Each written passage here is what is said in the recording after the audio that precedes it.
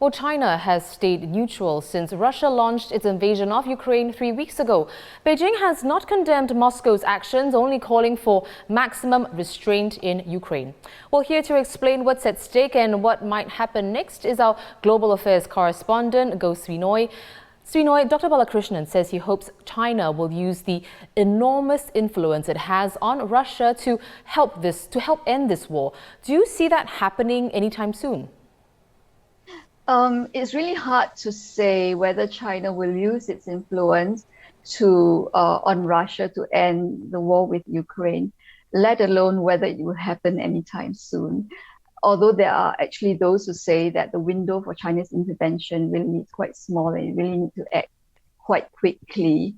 So, but it really depends on Beijing's calculus, whether on the balance it is in its interest to intervene, right? And right now there is a diversity of views within China. There are those who think that the US, if this war goes on, the US will be distracted and will have less time for the Indo-Pacific, and that this will actually give China a freer hand in the region. This has happened before. After the 9/11 terror attacks on the US went to war with Iraq and it got bogged down in the Middle East. And this really gave China a good 10 years with which to build its ties with countries in the Asian region and to draw them closer to China. But there is also this factor of personal chemistry between Mr. Xi and Russian President Vladimir Putin that could influence the Chinese leader's decision. On the other hand, there are also other factors that might, swing China towards intervention.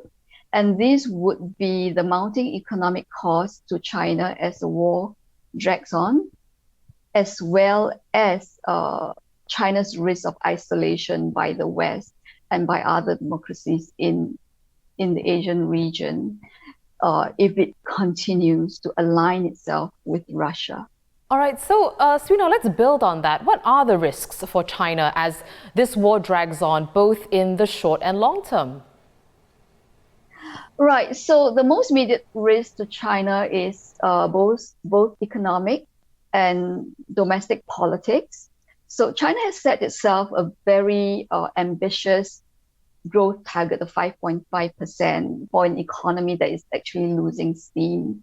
And this war is going to make it even harder for it to achieve this target, given the disruption to global supply chains, the high cost of oil and commodities, and so on. And already the World Bank is predicting that high oil prices could actually shave a full percentage point of China's growth.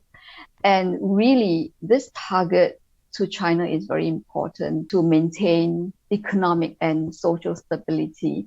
This target is to help China keep a stable employment and also to meet the basic living need of the Chinese people. And this being a very crucial year to the Chinese Communist Party and to Mr. Xi, this is quite important. So this is the year that the party hosts its 5-yearly party congress at the end of the year. And it really needs to show that it is up to the challenges that the country is facing, as this is about the legitimacy of the party. And at the same time, for Mr. Xi, this is the time that he wants to go for a third unprecedented term as leader of both country and party.